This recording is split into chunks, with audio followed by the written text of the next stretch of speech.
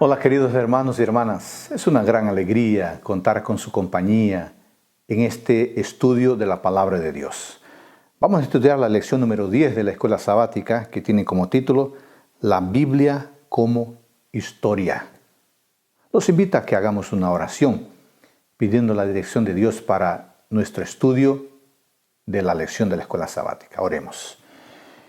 Querido Dios, muchas gracias por esta oportunidad que tenemos para dedicar unos minutos a estudiar la lección de la Escuela Sabática. Ayúdanos a comprenderla y sobre todo ayúdanos a vivir sus principios en nuestra vida. Te lo pedimos y agradecemos en nombre de Jesús. Amén. Muy bien, antes de iniciar nuestro estudio, quiero recordarles que es muy importante que tengan su Biblia en su lección y que las estudien cada día. Eso les dará mucho conocimiento bíblico, mucho conocimiento teológico y permitirá que puedan enseñar la Biblia a otras personas. En el estudio de hoy yo quiero tratar de 6 temas relacionados con la Biblia como historia. El primer tema es: la Biblia es única en su historicidad. El segundo tema: Jesucristo, mito o historia. Tema 3: referencias a Jesús en escritos no cristianos. 4. David y Goliat. 5. La importancia de la historia bíblica para la fe. Y finalmente, ¿es la Biblia un documento históricamente confiable? Y bueno, vamos al tema número 1. La Biblia es única en su historicidad.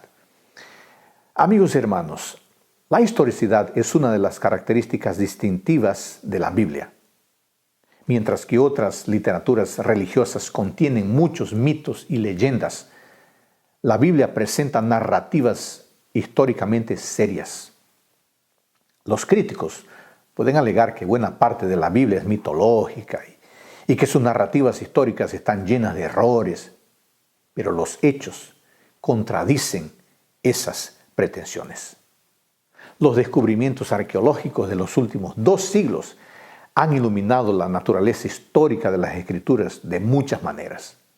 La arqueología no puede, claro, probar que la Biblia es la palabra de Dios, pero ciertamente la arqueología ha iluminado y a veces proporcionado la verificación de los relatos históricos de las Escrituras.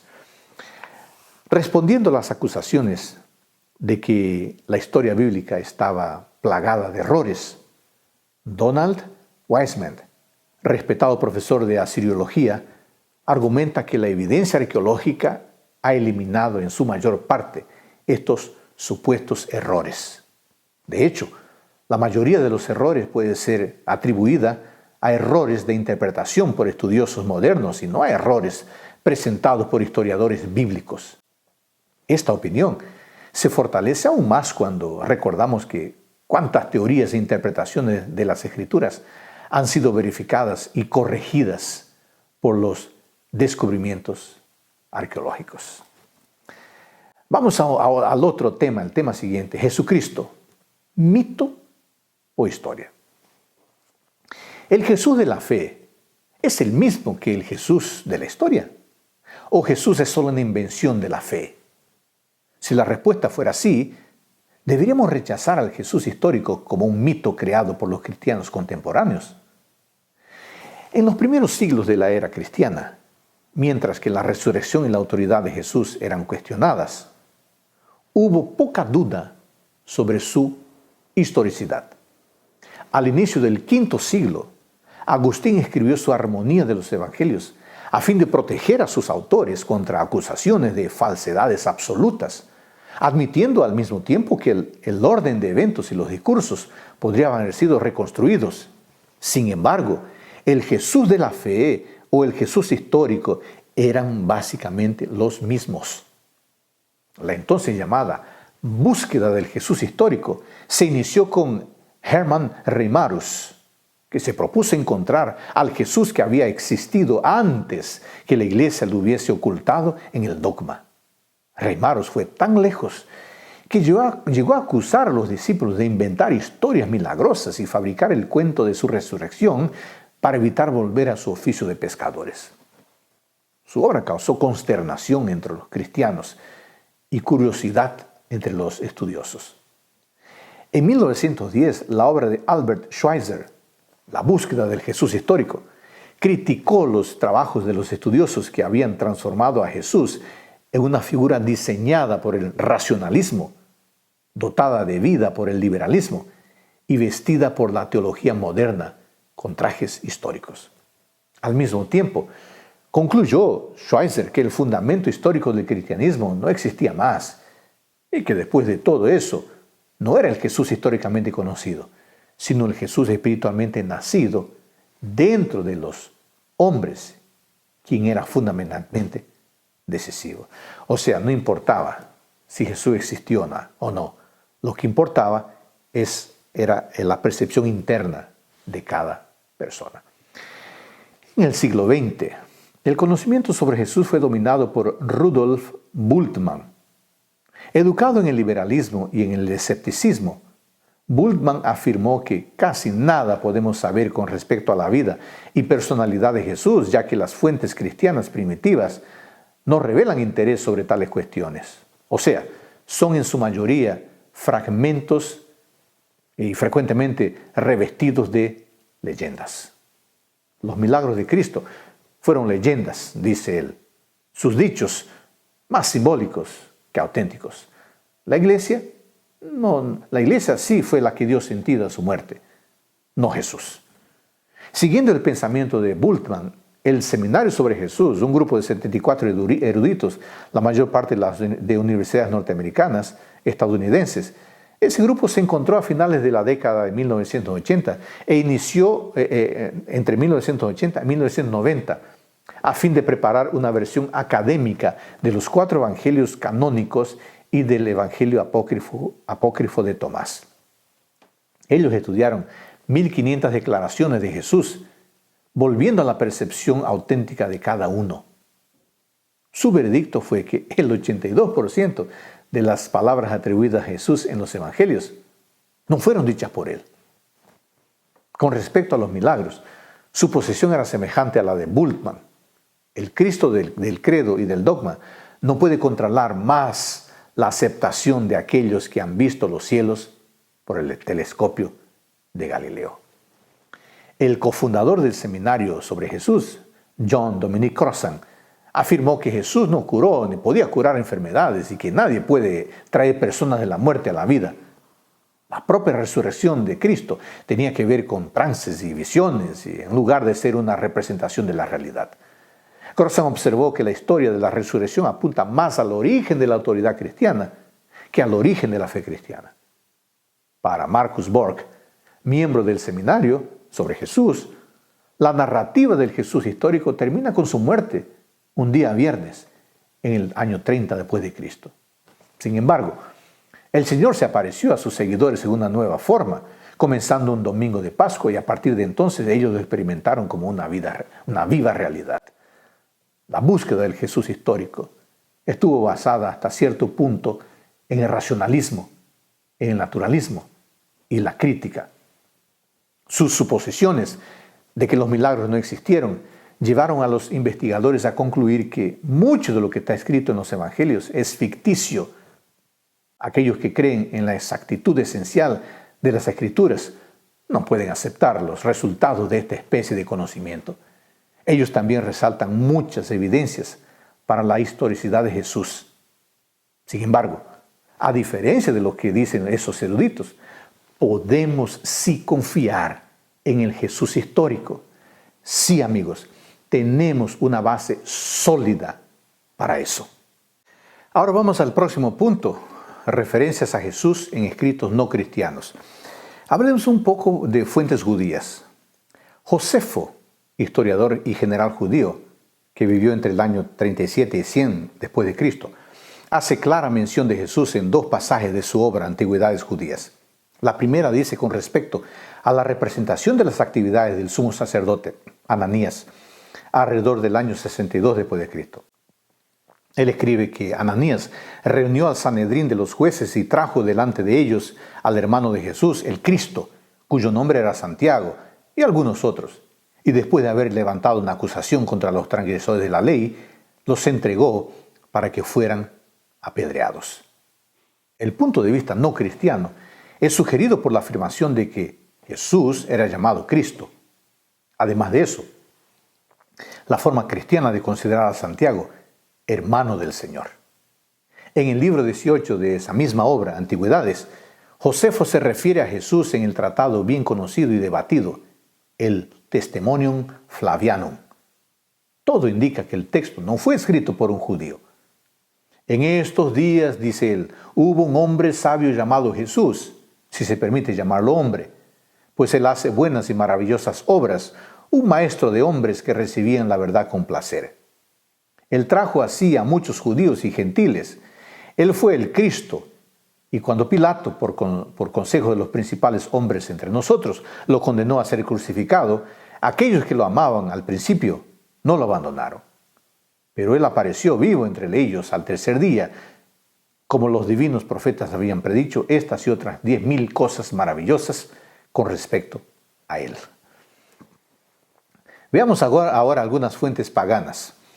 La fuente pagana más antigua que menciona a Jesús es una carta escrita por Mara Bar Serapion, un sirio estoico que escribe desde una prisión romana para animar a su hijo a obtener sabiduría. Él menciona a Sócrates, Pitágoras y un sabio rey muerto por los judíos. Ninguno de esos hombres fue realmente muerto, pues cada uno dejó un legado de sabiduría. Siendo así, el rey sabio vivió, dice él, por causa de la ley que dejó. A pesar de que el nombre no es mencionado, hay pocas dudas de que Mara se está refiriendo a Jesús. Cuando Plinio se volvió gobernador de Bitinia y de Ponto, a principios del segundo siglo, escribió a Roma pidiendo ayuda. Uno de los temas era sobre cómo lidiar con los cristianos. Sus cartas mencionaban a Cristo 2 veces. Él permitía que cualquier persona que fuese acusada de ser cristiana pudiese refutar las acusaciones, ofreciendo incienso a los dioses y al emperador, y blasfemando a Cristo. Él también describe que el culto cristiano tenía lugar antes del amanecer e incluía la recitación por turnos de una forma de palabras a Cristo como Dios.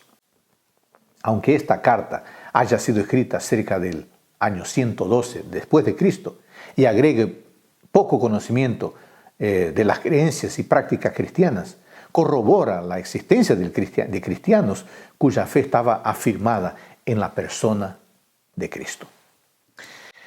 El historiador romano Tácito, que vivió entre el año 55 y 117 después de Cristo, escribió 30 libros sobre los eventos ocurridos entre los años 14 y 96. Por desgracia, los libros que cubren el periodo comprendido entre los años 29 y 32 están perdidos. Pero en los relatos sobre el gran incendio de Roma, el año 64, por el cual Nerón culpó a los cristianos, contiene referencias a los cristianos y a Cristo. Él dice: consecuentemente, para librarse de este relato, Nerón les imputó la culpa y determinó las más atroces torturas a aquella clase odiada por sus abominaciones, la cual era llamada cristianos por el pueblo. Christus, raíz que originó el nombre Cristo, sufrió la penalidad extrema durante el reinado de Tiberio en las manos de uno de nuestros procuradores, Poncio Pilato.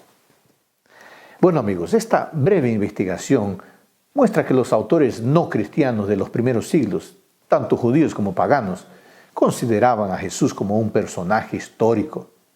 Ellos no creían en él, pero aceptaron el hecho de que él vivió y fundó un movimiento religioso. Hablemos ahora un poco sobre David y Goliat. La historia de David y Goliat ha estimulado la imaginación de muchos estudiantes de la Biblia a través de los siglos. Es la narrativa de la fe de un pequeño y desprotegido muchacho contra un valiente y bien armado filisteo. Es la historia del ejército israelita muriéndose de miedo en el valle de Ela, mientras que los filisteos se burlaban de ellos y de su Dios. 5 piedras contra escudos de hierro, cascos y espadas. Pero, ¿cuál era la historia por detrás de la historia? ¿Goliat y David realmente existieron? En 1992, Philip Davis, profesor de estudios bíblicos de la Universidad de Sheffield, apeló a la arqueología para afirmar: el imperio bíblico de David y Salomón no encontró un eco siquiera en el registro arqueológico, por lo menos no todavía.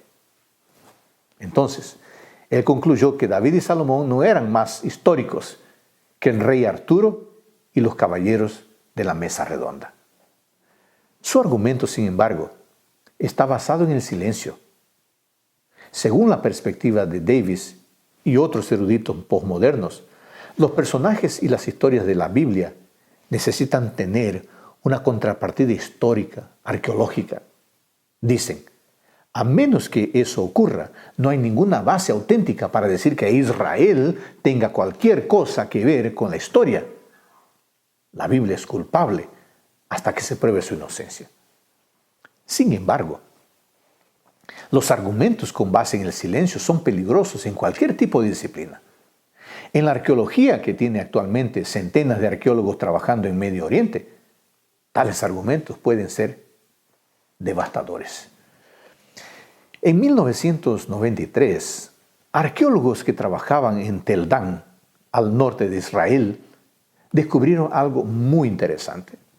Del lado de afuera de los portones de la ciudad, se encontró una piedra de basalto que había sido utilizada en una pared.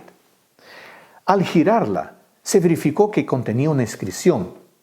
Más tarde, el responsable de la excavación y un lingüista publicaron un texto que mencionaba la victoria del rey arameo Ben-Hadad, el cual se enorgullecía de haber derrotado la casa de David y la casa de Israel. Con base en el estilo de la escritura, la inscripción es datada del 850 a.C. y su significado procede de la mención por primera vez del nombre David, que es usado en conexión con la casa de David, como era conocida en los tiempos bíblicos, la dinastía de Judá. Primera Reyes, capítulo 12, 26, 14, 8, y Segunda Reyes, capítulo 17, versículo 21. El punto, amigos, aquí es el siguiente: no hay ninguna razón para designar una dinastía en conexión con alguien que no existió. Casa de David. De acuerdo con la Biblia, Goliat era de Gat, 1 Samuel 17:4, una de las 5 ciudades filisteas. Excavaciones realizadas en Gat, Tel es Safí, por Aren Mayer de la Universidad Bar Ilan, y en Tel Aviv, sacaron a la luz un fragmento de cerámica con una inscripción. En su presentación en la American School of Oriental Research, Escuela Estadounidense de Investigaciones Orientales, Filadelfia, en noviembre de 2005, el Dr. Meyer afirmó que la inscripción en caracteres semíticos refleja un estilo de escritura proto-cananita. Las letras escritas sin vocales son A, L, W, T y W, L, T. Sin embargo, aunque la escritura sea semítica, la lengua es indoeuropea. Los nombres, por lo tanto, podrían ser construidos como Wilates o Aliates. A los oídos de un israelita, las palabras pueden haber sonado como WLT o como Goliat. Que los nombres hayan sido escritos en indoeuropeo señala un origen egeo, griego, del mismo lugar de donde, según la Biblia, vinieron los filisteos. Génesis 10:14, Jeremías 47:4 y Amós 9:7. Las letras semíticas indican una adaptación de la lengua escrita al ambiente cananeo, donde se radicaron los filisteos. ¿Dónde se encontró esta inscripción? Al desenterrar antiguas ciudades, estrato por estrato, los arqueólogos pueden datar los artefactos encontrados en cada estrato. Esta inscripción fue hallada bajo las ruinas de una gran ciudad que los arqueólogos relacionaron con la campaña militar de Hazael en 2 Reyes 12:17. La inscripción, por lo tanto, fue localizada en un contexto estratigráfico y puede ser datada del siglo IX al X a.C., alrededor de 950, y no más del 880 a.C.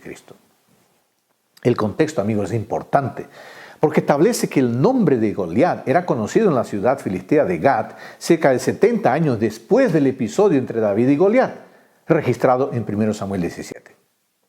El Dr. Meyer concluye que, aunque la inscripción probablemente no se refiere al personaje bíblico Goliat, sin duda señala a un Goliat, o tal vez 2 individuos llamados Goliat, Eso significa que estos nombres eran usados en Gad, algunos años después de que la Biblia relatara el conflicto entre David y Goliat. Esto significa que David y Goliat son personas históricas. Vamos ahora para hablar sobre la importancia de la historia bíblica para la fe. El filósofo Ronald Nash y el teólogo Gerhard Meyer, ambos evangélicos, reconocen que la fe y la relación personal con Dios, que ésta incluye, se vuelven imposibles sin la historia. Esto ocurre porque, como argumentan ellos, es en eventos históricos, pasados y presentes, donde encontramos a Dios. Lo conocemos a Dios y desarrollamos una relación personal con Él en la historia.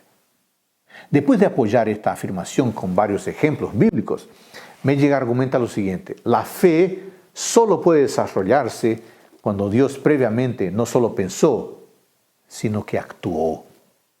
O sea, la fe surge como fe bíblica solo en el ámbito de la revelación bíblica, cuya ocurrencia se haya extendido para la historia.